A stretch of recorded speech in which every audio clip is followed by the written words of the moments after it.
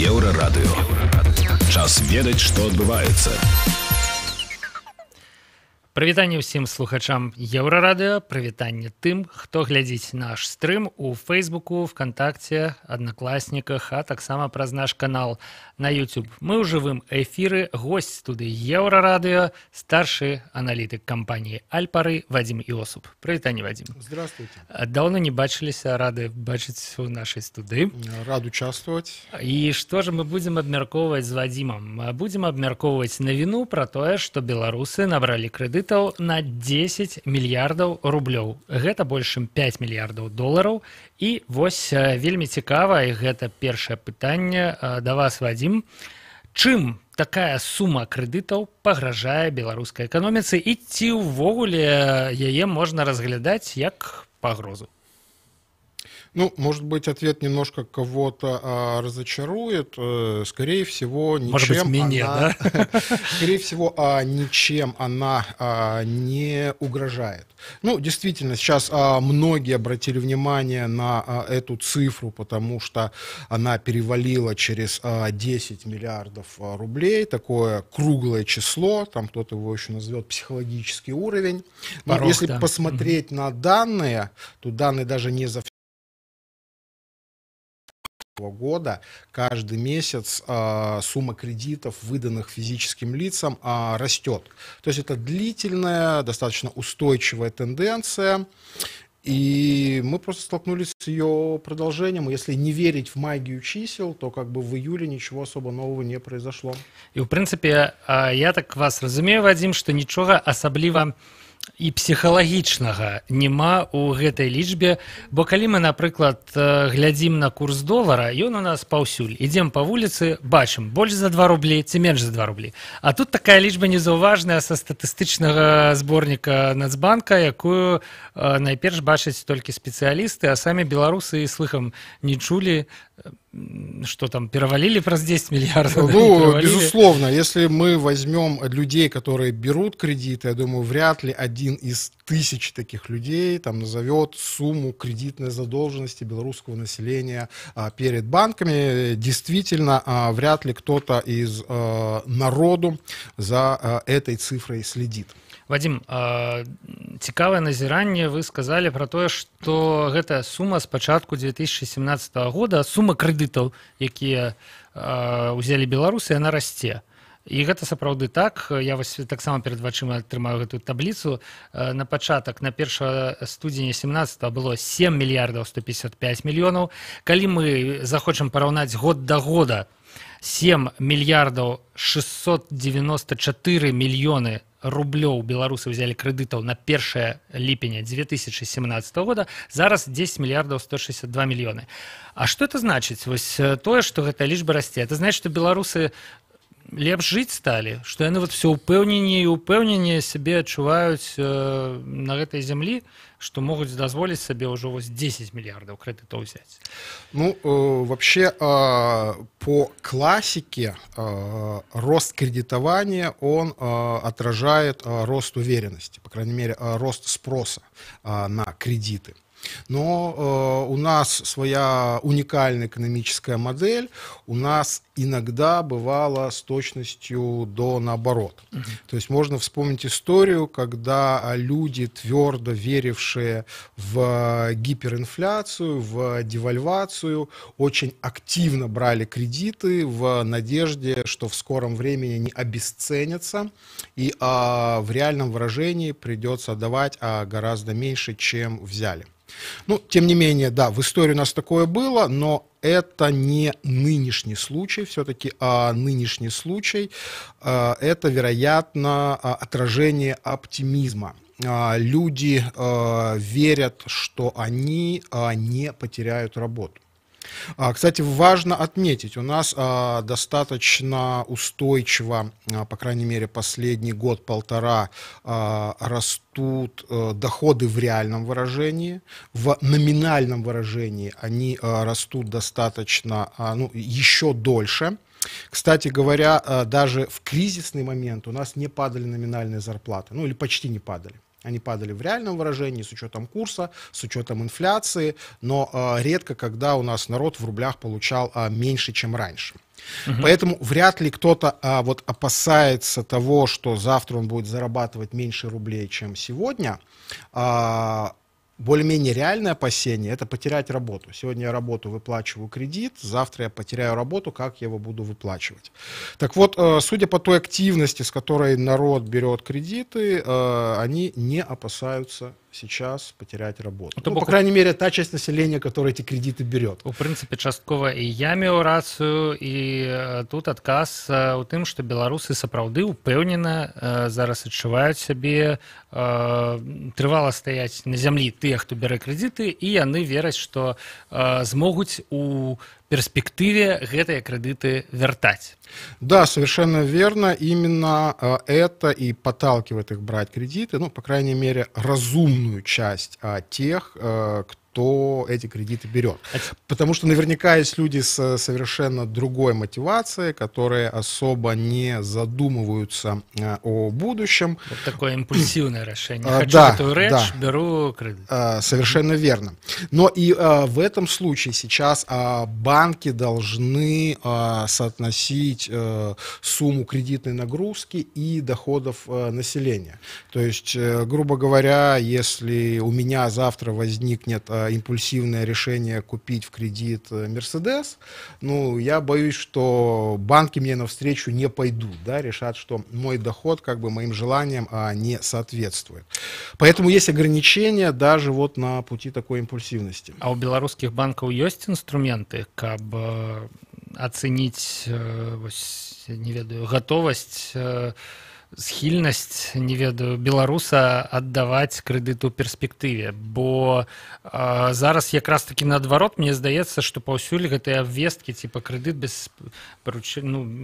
без лішніх фармальнасцяў, толькі прыходзь растэрміноўка, да, там и все такое, толькі прыходзь бяры грошы. Ну, во-первых, тут важно отметить, что кредиты кредитам рознь. Еще год назад активно обсуждалась тема, что вот теперь можно получать кредиты без справки о доходах. Есть кредитные программы, что можно брать кредиты без залога, без поручителей и так далее. Но не надо обольщаться. Чаще всего без никаких формальностей вы можете взять только самую минимальную сумму. Ну, условно говоря, если вы захотите купить там новый телефон за несколько сотен рублей, да, вы обойдетесь и без справок о доходах, и без поручителей. Если эта сумма будет чуть побольше, от банка к банку она может разниться, но если речь идет там о нескольких тысячах или там 10 тысячах рублей, то уже не обойдется и без справки о доходах, и без серьезных формальностей. Скажите, Вадим, ці ёсць у фінансавых аналітыкаў інструменты, якія б дазволілі ацаніць долю вось гэтых імпульсіўных людзей, якія не думаюць пра заўтра, якія хочуць рэч і ўсімі праўдамі і непраўдамі спрабуюць яе набыць, узяць на яе крэдыт, і тых, хто ўсё ж такі ўдумліва бярэ крэдыты, укладае грошы. Я так разумею, што часткова можна, напрыклад, вось тых, хто узяў крэдыты на будаўніцтва жылля, напрыклад, да, іх складана назваць імпульсіўнымі, правда? Это хутчэй за ўсё прадуманае рашэнне, і прычым там ёсць праверкі, да, ты там збираешь документы некие, как взять эти кредиты. Даже тут есть исключения, потому что буквально несколько лет назад, вот до начала последних волн кризиса, была такая устойчивая уверенность, что недвижимость только растет в цене. Главное побудоваться, а далее уже... Да, совершенно верно. И некоторые брали кредит на недвижимость не потому, что им там негде жить, а потому что они считали, что это инвестиция, которая обязательно многократно окупится и отобьется. И такие люди, ну, наверное, оказались со временем разочарованы. Ну, потому что апошнім часам кошты ці стаяць, ці рухаюцца ўніз, наколькі я разумею кан'юнктуру. Ладно, 6,5 мільярдаў з 10, пра якія мы кажам, узятыя на нерухомасць. Астатнія 3600 узятыя на спажывецкія патрэбы. І вось я так разумею, пэўная доля з гэтых 3600 можа стаць у перспектыве праблемай банкаў і страціць магчымасць аддаваць іх.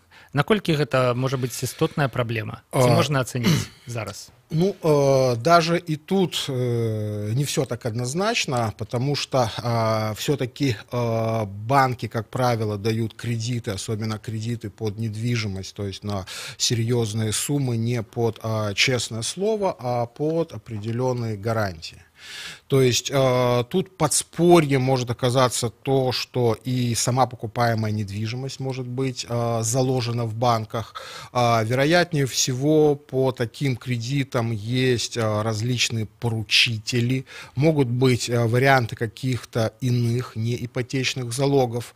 То есть я не думаю, что это вот так вот может в один момент обрушиться.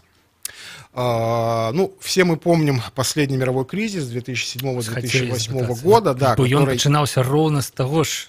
Только суммы были іншие. Совершенно верно. Он, по сути, начался как кризис кредитования недвижимости, но особенность предшествовавшего периода была в том, что действительно кредиты уже выдавали практически налево и направо, как иногда не совсем политкорректно и сгущая краски это описывают, что давали кредиты безработным неграм, афроамериканцам. Это как раз было связано с тем, что постоянно недвижимость росла в цене, соответственно, росли в цене залоги, и считалось, что, ну, неважно, сколько человек зарабатывает, раз залог постоянно дорожает. У нас сейчас такого подхода нету. Более того, на что бы я хотел обратить внимание, это динамика просроченной и пролонгированной задолженности по кредитам физических лиц. Да? То, что называют иногда проблемные да, или плохие кредиты. Мы знаем, что при кредитовании предприятий это достаточно серьезная проблема для банков. Это цифра порядка 12-13%. Что касается плохих кредитов физическим лицам, эта сумма на сегодняшний момент меньше 50 миллионов рублей. 49 миллионов 300 тысяч рублей. Да, совершенно верно. При сумме всех кредитов более 10 миллиардов 10 рублей. миллиардов 162. Меньше за процент, нават, здаецца, меньше за... Получается, это меньше 0,4%. Более того, за 1,5 года, считая с начала прошлого года, в абсолютной выражении эта цифра не изменилась. Было 48 миллиардов 700, стало 49 миллиардов 300. При этом, с учетом того, что общая сумма кредитов выросла за это время почти в 1,5 раза, в процентном выражении доля плохих кредитов уменьшилась. То есть мы видим, что в целом с учетом и потребительских кредитов, и кредитов на недвижимость, де-факто поведение нашего населения очень ответственно, и доля плохих кредитов минимальна. Сябры, нам час перарвацца на кароткую музычную паузу і выпуск навінаў. Пра беларусаў і іх крэдыты мы размаўляем са старшым аналітыкам кампаніі Альпары Вадзімам Іосубам. Не пераключайцеся, працяг эфіра праз 2-3 хвілінкі.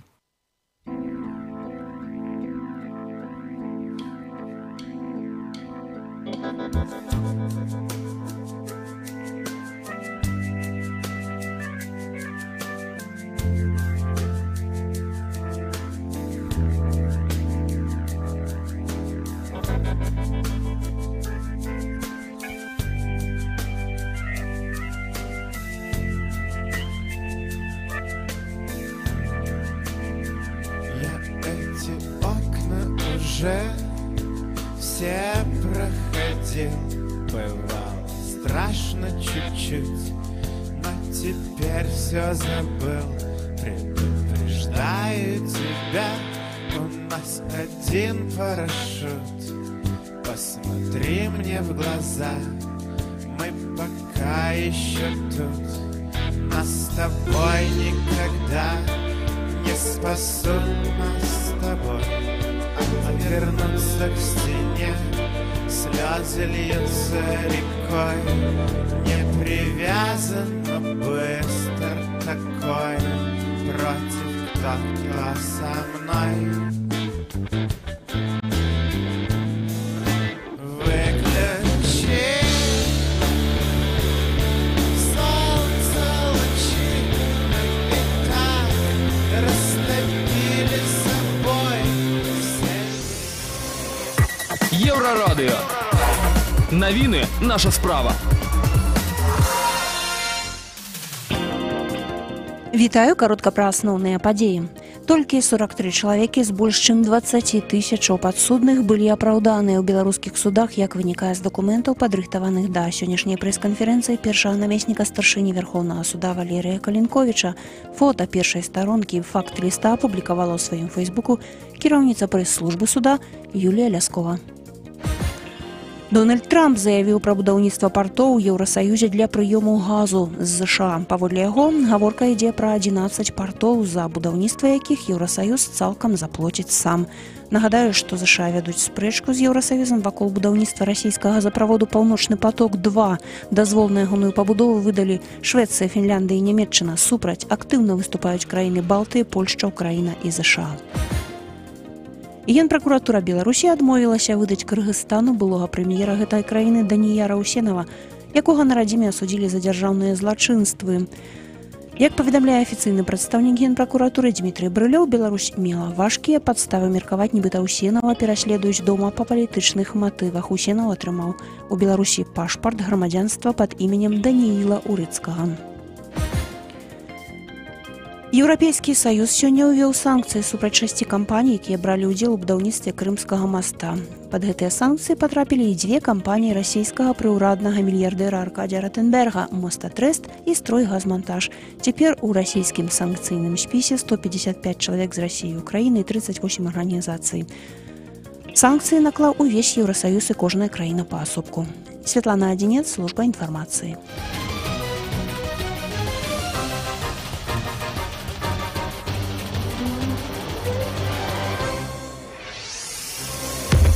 Еўрарадыё. Час ведаць, што адбываецца. Вяртаемся ў студыю Еўрарадыё. Сябры, наш гость нашага жывога эфіра, старшы аналітык кампаніі Альпары Вадзім Іосуп. Прывітанне яшчэ раз, Вадзім. Здравствуйте. Мы абмяркоўваем беларусаў і іх крэдыты. Нагода за ліпень 2018 года беларусы перавысілі планку ў 10 мільярдаў рублёў, якія набралі ў беларускіх банкаў. Вельмі спякотна ў Мінску. Другі дзень я гэта кажу. Другі дзень крыху раблю нейкія агаворкі ў эфіры. Мы вырашылі крыху яшчэ лічбамі пагрузіць нашых слухачоў, чаго больш набіраюць беларусы, спажывецкіх крэдытаў ці крэдытаў на нерухомасць. Імпульсіўнае спажывецкае крэдытаванне і такое разліковае, разлічанае крэдытаванне на нерухомасць.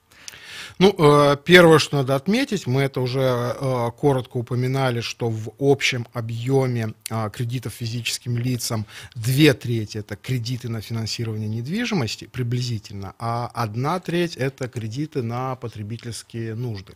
Но вот у этих двух частей кредитования физических лиц динамика достаточно разная.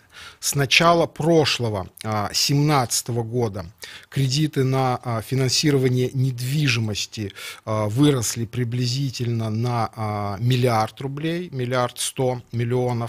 В то же время кредиты на потребительские нужды выросли почти в 2 раза сильнее. Они выросли на 1 900 000 000.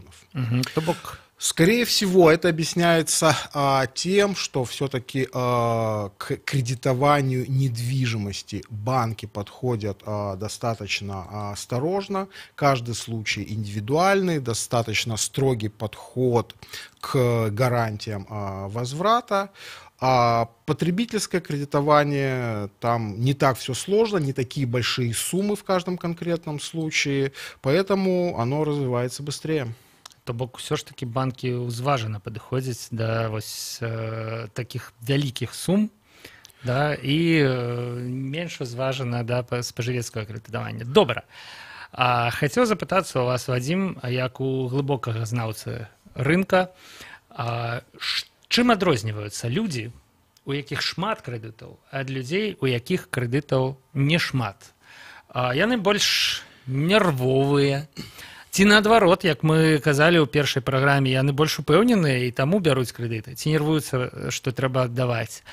Наколькі яны больш схільныя да нейкіх уплываў на іх, ці прасцей імі кіраваць праз тое, што яны ведаюць, што на іх вісіць гэтая пазыка ў 10 мільярдаў рублёў агулам. Ну, тут, вообще говоря, есть риск впасть в конспирологию, чего мне очень бы не хотелось. И сказать, что это белорусов связывать адмыслова кредитами, да, как яны уже никуда не поделись. Ну, тоже хочу немножко разочаровать. Это придумано не в Беларуси и не про белорусов.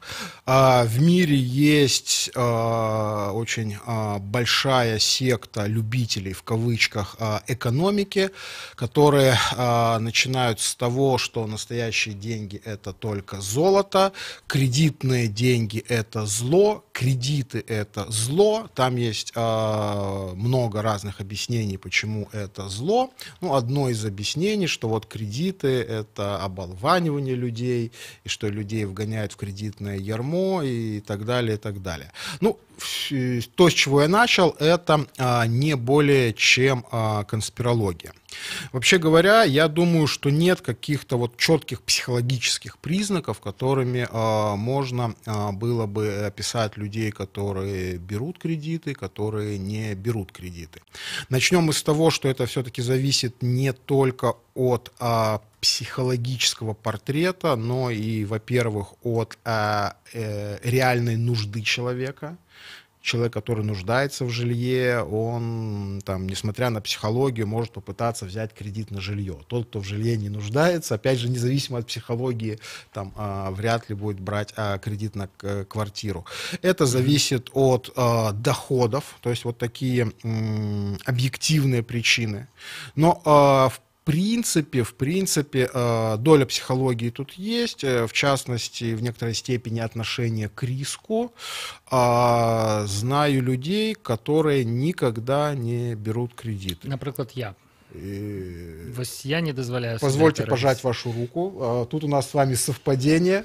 Я не брал ни одного кредита, даже, по-моему, ничего не покупал в рассрочку. Аналогично. Не хочу давать каких-то советов, да, говорить, что это там единственное правильное, какое-то модельное поведение. Ну, может быть, я, слава богу, не оказывался в ситуации, когда мне что-то очень срочно нужно, у меня на это нет денег, я вынужден, да, брать кредит, там, не дай бог, там, на лекарства, там, на лечение или еще что-то. Но в бытовой жизни я как бы обходился тем, что вот, ну, на что у меня есть деньги, я покупаю, а на то, что у меня нет денег, ну, пока не покупаю. Так вось мне здаецца, што гэта две супрацьлеглыя сітуацыі, у якіх людзі бяруць крэдыты. Калі ў іх грошы ёсць і калі ў іх грошай няма.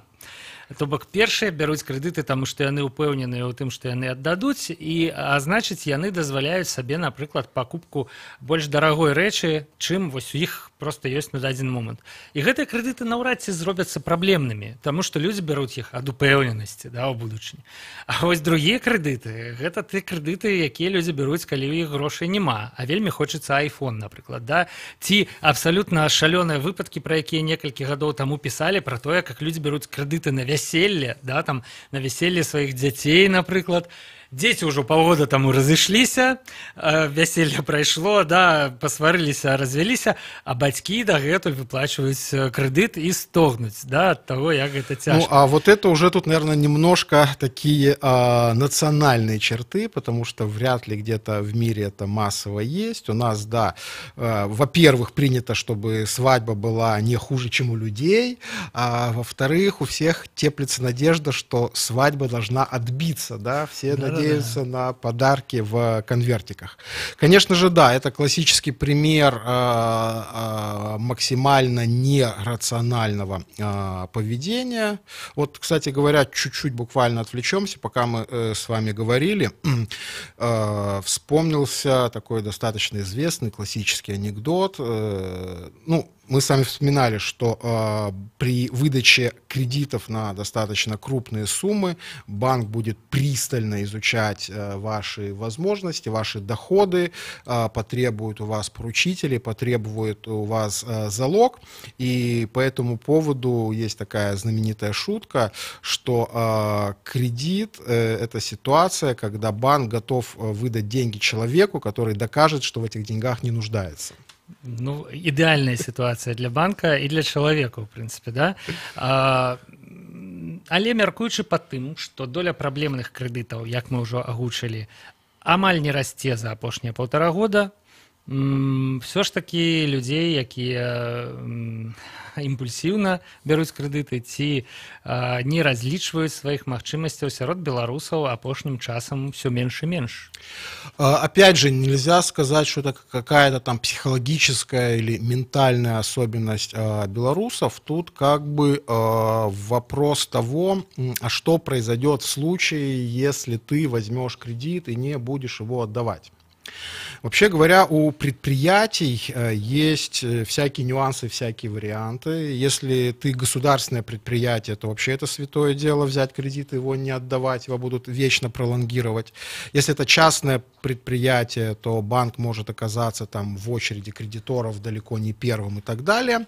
С потребительским кредитом все гораздо проще. Ну, во-первых, если это большая сумма от вас потребует поручители, если вы не начнете отдавать деньги, вы можете серьезно подставить своих близких друзей или родственников, которые за вас поручились.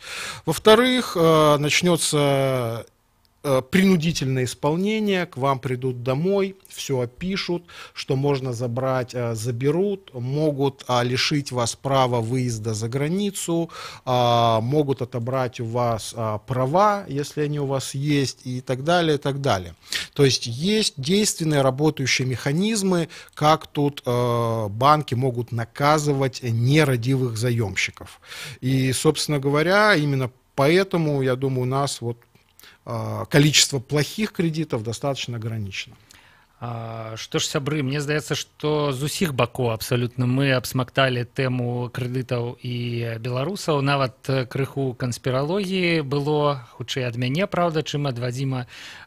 Крыху канспіралогіі, крыху цвярозасці і крыху ўсяго астатняга. На гэтым, я думаю, мы скончым нашу размову. Дзякуй, Вадзім, за тое, што пагадзіліся прыйсці і абмеркаваць з намі гэтую тэму. Вам спасибо, всего доброго. Старший аналитик компании Альпары Вадим Иосуп был у эфира Еврорадио, з ім размаўляў Павел Свердлоў. Пачуемся неўзабаве.